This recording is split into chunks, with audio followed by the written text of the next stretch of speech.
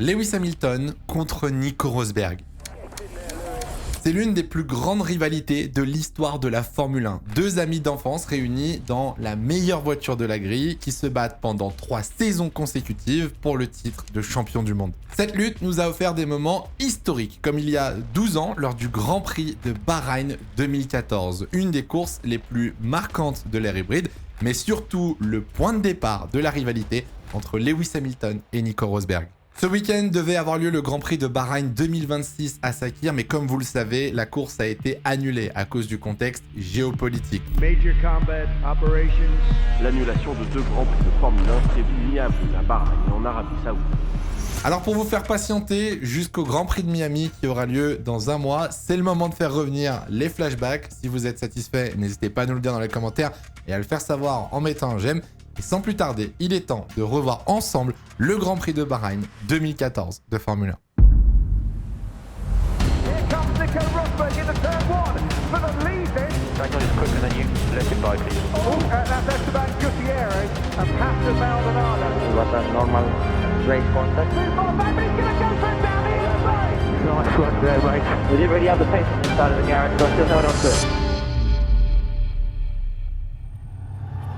Alors on va commencer par remettre un petit peu de contexte. À l'image de 2026, 2014 est une saison particulière avec beaucoup de changements concernant la réglementation technique. On passe de 2013 avec des V8 100% thermiques à des V6 hybrides en 2014. C'est l'arrivée de l'électrique en Formule 1 et c'est l'arrivée notamment du MGU-H et MGU-K qui à l'époque sont des technologies pas très développées et donc très difficiles à prendre en main. Avec cette nouvelle réglementation moteur, le châssis et l'aéro évoluent aussi. Les voitures sont plus lourdes avec des ailerons avant et arrière plus petits. On voit même apparaître des petits appendices aérodynamiques sur les ailerons avant qui à l'époque n'étaient pas du tout esthétiques. Vous l'aurez compris, beaucoup de choses changent pour cette saison 2014 et ça redistribue totalement les cartes après 4 saisons de domination et là où la hiérarchie n'avait pas beaucoup évolué. Pour bien comprendre, on sort d'une période totalement dominée par Red Bull. Vettel est quadruple champion du monde en titre et l'équipe autrichienne a remporté tous les titres constructeurs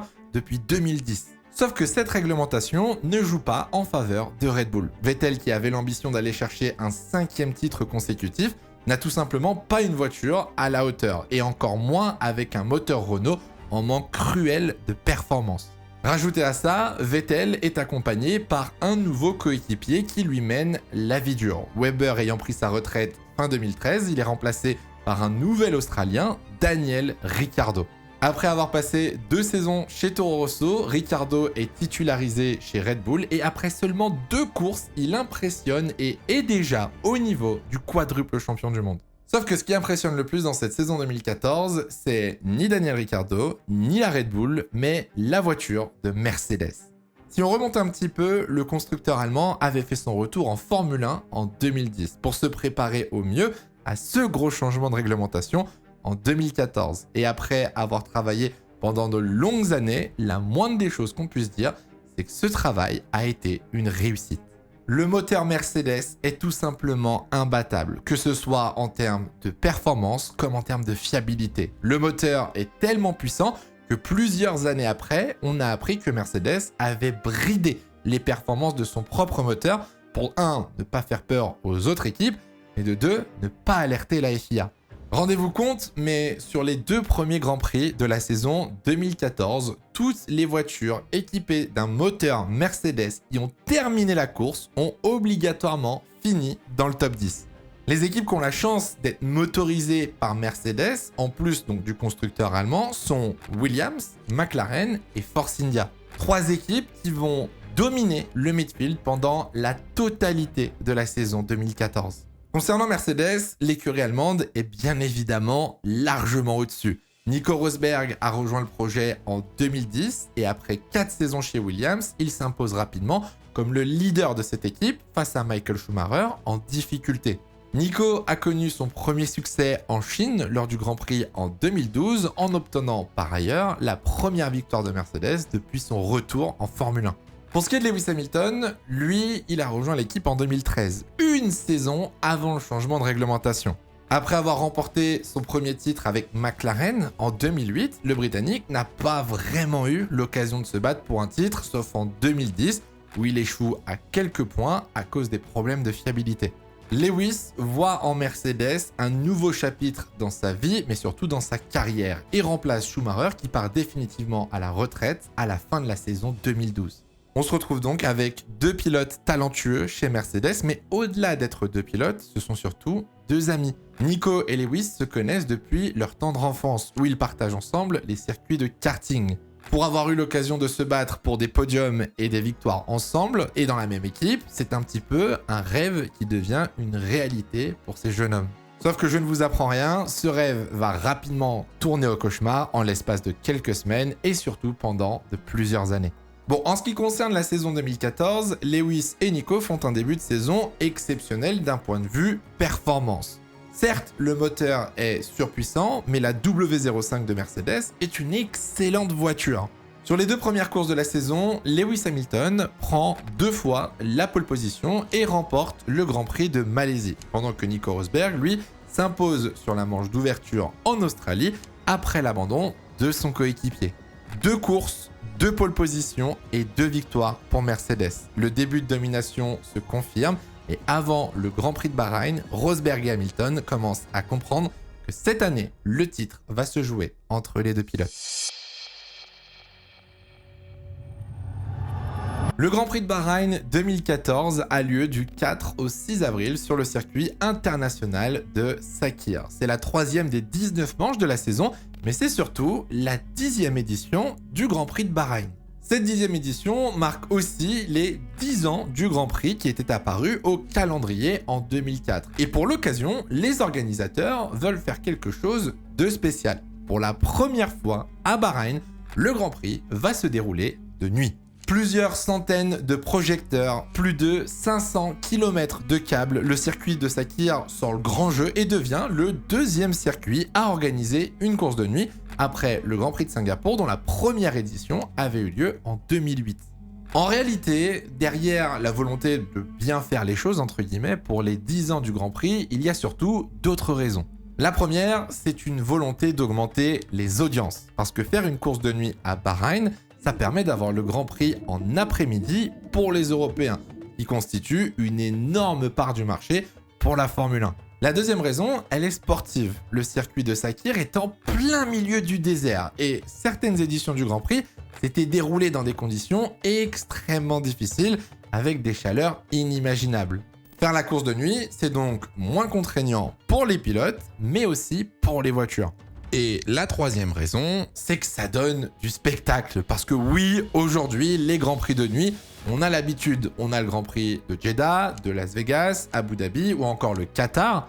Dites-vous qu'il y a 12 ans, c'était encore une chose extrêmement rare. Seul Singapour accueillait une course de nuit et voir un deuxième Grand Prix de nuit, c'était quelque chose d'assez exceptionnel. Puis bon, on va pas se mentir, les Grands Prix de Bahreïn de nuit sont quand même beaucoup plus beaux à regarder que les éditions qui se déroulaient de jour. Si on se concentre sur le championnat, ce n'est que la 3e course de la saison 2014, mais les pilotes Mercedes comprennent très rapidement qu'ils ont largement la meilleure voiture et que le titre va se jouer entre les deux coéquipiers. Quand on demande à Rosberg ou à Hamilton si ça les dérange de se battre l'un contre l'autre et si ça pourrait dégrader leur relation, la réponse est simple et directe, non. Ils répondent tous les deux que c'est un privilège de se battre ensemble pour un titre et que leur relation ne changera pas à cause de la Formule 1, qu'ils se connaissent depuis assez longtemps et qu'ils travaillent dans un environnement assez sain. Pour ce qui est de la piste, bien évidemment, on s'attend à une nouvelle domination de Mercedes sur ce week-end. Et comme l'explique Christian Horner, team principal de chez Red Bull à l'époque, en plus des températures qui restent assez élevées, le circuit de Bahreïn demande d'avoir un très bon moteur, ce qui est déjà un net avantage pour l'équipe allemande. Et vous vous en doutez bien, à Bahreïn, la supériorité de Mercedes se confirme dès la séance de qualification. Pour la première fois de la saison, Mercedes verrouille la première ligne d'un Grand Prix. Nico Rosberg prend sa première pole position avec quasiment 3 dixièmes d'avance sur son coéquipier, mais le reste de la grille est tout simplement ahurissant. Sur les 8 voitures qui sont équipées d'un moteur Mercedes, 7 sont dans le top 10. La seule qui manque à l'appel, c'est Nico Hülkenberg avec sa Force India qui se qualifie en 12e position. L'Allemand avait pourtant réalisé le meilleur temps de la Q1, mais une petite erreur lors de sa deuxième tentative en Q2 l'empêche de se qualifier en Q3, alors qu'il avait largement le rythme pour. Les autres voitures, non Mercedes du coup, qui complètent la Q3 sont donc les deux Ferrari et la Red Bull de Daniel Ricciardo qui se qualifie 3e. Malheureusement, l'Australien ne pourra pas profiter de sa 3e place au départ du Grand Prix. Après un unsafe release lors du Grand Prix précédent en Malaisie, Daniel Ricciardo reçoit une pénalité de 10 places sur la grille, le plaçant 13e, quelques places derrière son coéquipier. Sébastien Vettel, et ça me brise le cœur de dire ça, est en grande difficulté dans ce début de saison. Éliminé en Q2 pour la 2e fois de la saison, le champion du monde en titre est 11e et déjà dépité avec très peu d'espoir de remonter dans le classement pour la course du dimanche. Dimanche 6 avril, il est 18h au circuit de Sakhir et c'est dans la nuit que le Grand Prix de Bahreïn est sur le point de commencer. En pole position, Nico Rosberg est le leader du championnat avec 18 points d'avance sur son coéquipier. Après un abandon lors de la première course de la saison, le Britannique a remporté la dernière course en Malaisie et compte bien continuer sur sa lancée pour gagner une 2e course de suite. En 3e place, Bottas profite donc de la pénalité de Ricciardo qui part dans le peloton, mais malgré un début de saison difficile, les Red Bull espèrent bien pouvoir remonter au classement, tout comme les Ferrari de Fernando Alonso et Kimi Raikkonen. Il y a beaucoup d'enjeux dans ce Grand Prix nocturne qui va être le théâtre d'une des plus belles courses de la saison 2014. À l'extinction des feux, Hamilton réagit parfaitement et prend un meilleur envol que Nico Rosberg. Le Britannique plonge à l'intérieur du premier virage et s'empare de la première place. Nico Rosberg tente de répondre quelques virages plus loin en se plaçant à l'extérieur du virage 4, mais Hamilton ferme la porte, le pousse légèrement au large et conserve la tête de ce Grand Prix. Derrière, on retrouve aussi beaucoup d'animation. Alonso passe sur Magnussen et Raikkonen qui ont totalement raté leur départ. Massa, lui, bondit de la 7e place jusqu'à la 3e au premier virage. Et le Brésilien réalise le meilleur départ avec Hülkenberg qui passe de la 12e place à la 7e position. Malheureusement, pour nous, les Français, Jean-Éric Vergne, qui partait 14e, est victime d'un accrochage au départ et doit passer au stand à la fin du premier tour à cause d'une crevaison. Le pilote Toro Rosso finira par abandonner la course un petit peu plus tard au 18e tour au vu des dégâts sur sa monoplace. Bon, très rapidement, les Mercedes commencent à creuser l'écart en tête de course avec une avance déjà de 5 secondes sur le reste du peloton. Même si on est satisfait de l'avance, chez Mercedes, on préfère éviter une bataille en piste entre les deux pilotes qui pourrait leur faire perdre du temps. Au 5e tour, on demande donc à Nico Rosberg de ne pas attaquer Lewis Hamilton afin de préserver ses pneus pour pouvoir tenter une stratégie différente. Pendant que les deux Mercedes contrôlent la tête de course, derrière c'est un petit peu plus chaotique. Ricciardo démarre sa remontée en dépassant Daniel Kvyat au départ, puis Magnussen dans le virage 11 pour rentrer dans le top 10. Un peu plus loin devant lui, la lutte pour le podium commence à se former. Sergio Pérez, qui était 4e, se fait de plus en plus pressant sur la Williams de Felipe Massa. Le Mexicain a beaucoup plus de rythme que le Brésilien et au 12e tour, le pilote Force India se décale à l'extérieur du virage 4 pour décroiser sur Massa et s'emparer de la 3e place. Un tour plus tard, le premier abandon de la course arrive. Jules Bianchi attaque Adrian Sutil au premier virage, mais arrive de beaucoup trop loin. Le Français percute la Sauber de l'Allemand qui abandonne. Bianchi, lui, ne s'en sort pas sans dégâts. Il est victime d'une crevaison à l'arrière gauche. Il oblige à repasser au stand. Si on retourne du côté de Daniel Ricciardo, l'Australien a maintenant en ligne de mire son coéquipier. Sébastien Vettel rencontre des problèmes de DRS pendant que Ricciardo revient sur lui comme une fusée. Red Bull prend alors une décision totalement inattendue et demande à Sébastien Vettel de laisser passer son coéquipier. Sebastian, let Daniel go through, please. Daniel is quicker than you. Let him by, please. C'est quelque chose qui était inimaginable à l'époque. Entendre Red Bull demander à Sébastien Vettel de laisser passer son coéquipier, lui qui est 4 fois champion du monde en titre, et quand on sait ce qui s'est passé avec son ancien teammate Mark Webber, C'est extrêmement surprenant. Malgré cette consigne, le plus important de cette course n'est pas là. Au 18e tour, Nico Rosberg est revenu dans la zone de DRS et lance sa première offensive sur Lewis Hamilton. Le pilote allemand se décale à l'intérieur du virage 1 et plonge sur son coéquipier. Très intelligemment, Hamilton freine tôt pour décroiser sur Rosberg et reprendre la première position. Le Britannique en profite pour se rabattre juste devant lui et on passe là à 2 doigts du premier contact entre les deux Mercedes. Le tour suivant, Rosberg retente sa chance au premier virage. Les deux pilotes freinent tard, trop tard, et bloquent leur roue. Mais cette fois-ci, c'est Rosberg qui prend l'avantage. Hamilton ne lâche rien et reprend l'aspiration de Nico qui protège l'intérieur avant le virage 4. Le Britannique freine plus tôt et ressort mieux du virage, ce qui lui permet de décroiser sur son coéquipier. Les deux Mercedes sont côte à côte dans le virage 5 et Hamilton profite d'avoir l'intérieur du virage 6 pour freiner plus tard et reprendre la tête de la course en tassant légèrement Nico Rosberg. C'est dur, c'est agressif, mais c'est propre et c'est du grand spectacle. On est en train d'assister à un vrai duel entre deux pilotes qui se battent pour un championnat du monde. À la fin de ce 19e tour, Hamilton plonge dans les stands. Il abandonne temporairement la tête de la course et repart avec des pneus tendres. De son côté, Rosberg, lui, reste en piste et Mercedes lui demande de pousser à fond pendant 2 tours pour tenter l'overcut et décaler sa stratégie. Mauvaise nouvelle, ça ne suffira pas. Rosberg s'arrête à la fin du 21e tour et opte pour des pneus médiums, mais à la sortie des stands, Lewis Hamilton reprend largement la tête avec environ 6 secondes d'avance. Bon, à ce moment-là, l'écart se stabilise au fur et à mesure des tours, mais la course n'est pas finie pour autant. Il reste encore un arrêt à faire, et sur le dernier relais, Nico Rosberg aura des pneus plus tendres que ceux de Lewis Hamilton. Un petit peu plus loin, une autre bataille est encore en cours, et c'est celle pour la 3e place du podium. Les deux Williams et les deux Force India se tiennent en 1 seconde et demie à l'avantage des Williams.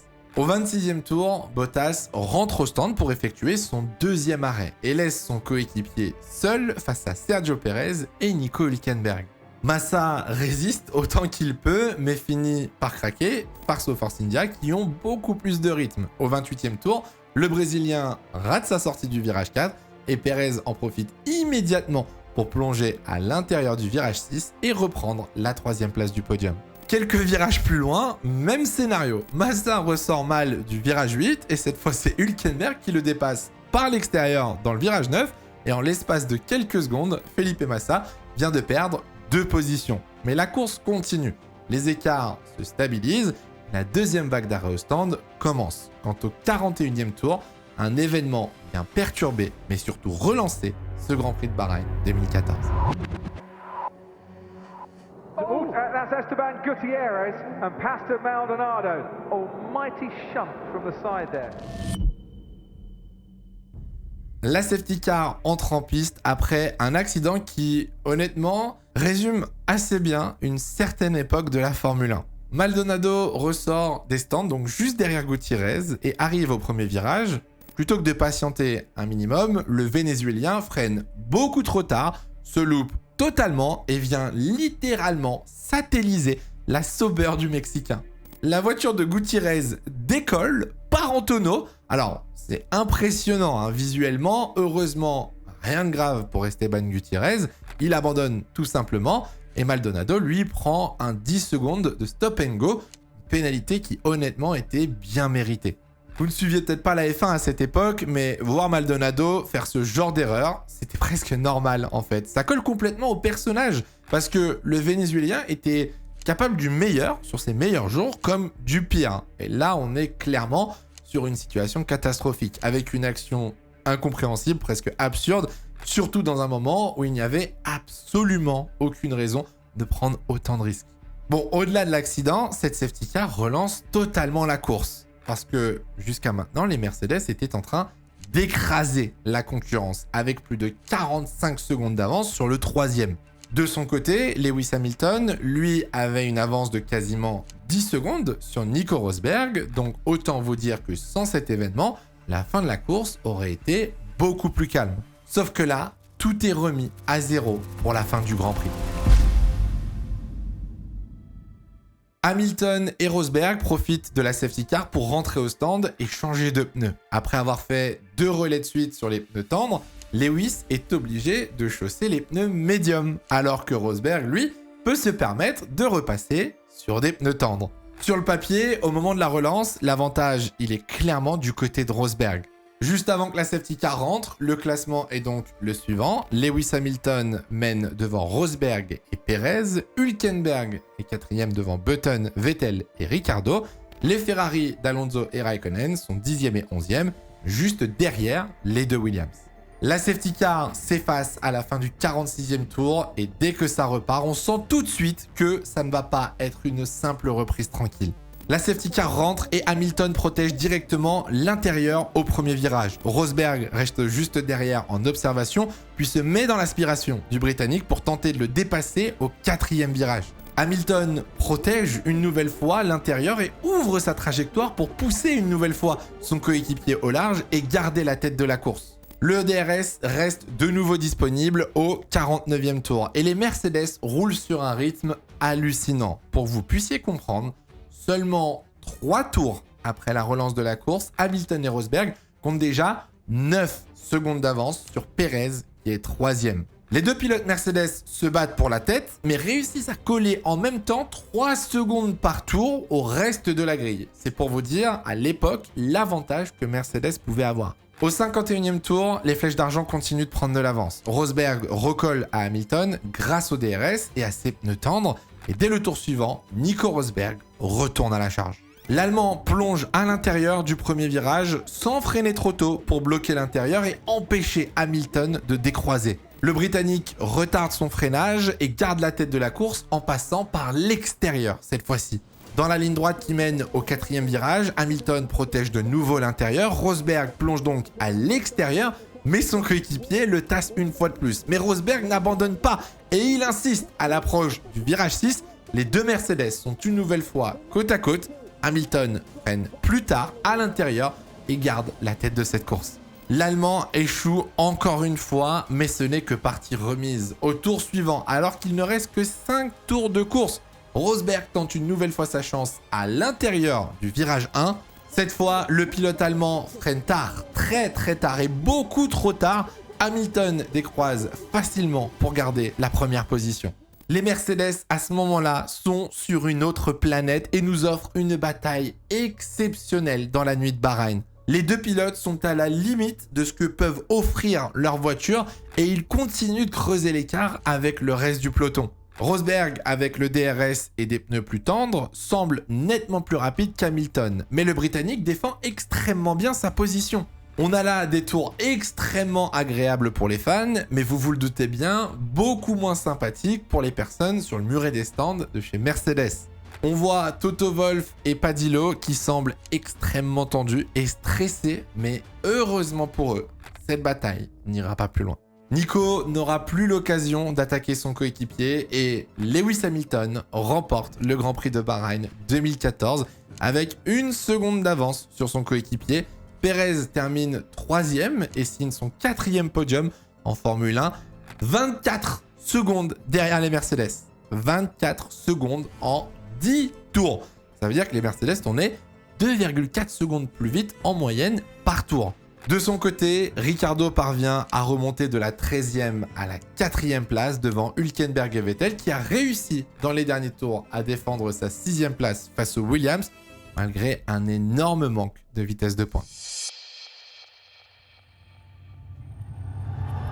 À la sortie des voitures dans le parc fermé, on s'attendait à voir un Nico Rosberg frustré par ce résultat et surtout de ne pas avoir réussi à doubler son coéquipier.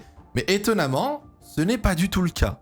Les 2 pilotes Mercedes se sautent dans les bras comme des enfants qui célèbrent un bon moment. Plusieurs années plus tard, ils le répètent encore aujourd'hui, c'est pour eux l'une des meilleures batailles qu'ils ont pu avoir ensemble en Formule 1. Et mine de rien, ce Grand Prix reste un excellent souvenir pour les 2 pilotes. Néanmoins, en coulisses, c'est la dernière fois et la dernière scène de complicité que vous pourrez observer entre les 2 pilotes Mercedes. Lors du Grand Prix suivant, en Chine, Lewis Hamilton va apprendre 2 choses qui ne vont pas du tout lui plaire. La première, c'est qu'avant ce Grand Prix de Bahreïn, Nico Rosberg avait eu accès à la data du Britannique pour en apprendre un peu plus sur son style de pilotage et tenter de le battre. La deuxième, c'est que pendant cette course, Nico Rosberg a utilisé une map moteur interdite par Mercedes qui donnait accès à beaucoup plus de puissance sur la voiture. À partir de ce moment-là, la relation entre les deux va prendre un énorme coup. Hamilton n'a pas du tout apprécié ce qu'il s'est passé lors de ce Grand Prix et lors du Grand Prix d'Espagne, le Britannique va à son tour utiliser cette map moteur interdite pour attaquer Nico Rosberg en fin de Grand Prix et remporter la course alors qu'il avait des pneus beaucoup plus usés que son coéquipier. La dernière étape dans la détérioration de cette relation chez Mercedes, c'est le Grand Prix de Monaco 2014 qui marque littéralement le début d'une guerre en interne. Si cette histoire vous ne la connaissez pas, on a fait une vidéo à ce sujet sur la rivalité entre Nico Rosberg et Lewis Hamilton. N'hésitez pas à aller la voir ou la revoir peut-être pour vous rafraîchir la mémoire. Mais en tout cas, cette guerre, cette rivalité qui a marqué l'histoire de la Formule 1 débute officiellement à Bahreïn en 2014. Je me souviens de ce duel comme si c'était hier, honnêtement. Roue contre roue, virage après virage, blocage après blocage. J'ai été marqué par cette bataille qui, mine de rien, était l'une des rares de l'époque. Quand on voit 12 ans après les répercussions que ce Grand Prix a pu avoir sur la relation entre ces deux amis, c'est quand même extrêmement impressionnant. Et lors de cette course, on était très loin d'imaginer que l'histoire allait tourner de cette façon. J'espère que ce flashback vous aura plu, n'hésitez pas à nous le dire dans les commentaires et nous on se retrouve très bientôt pour une prochaine vidéo. En attendant, prenez soin de vous, c'est le plus important. Ciao ciao.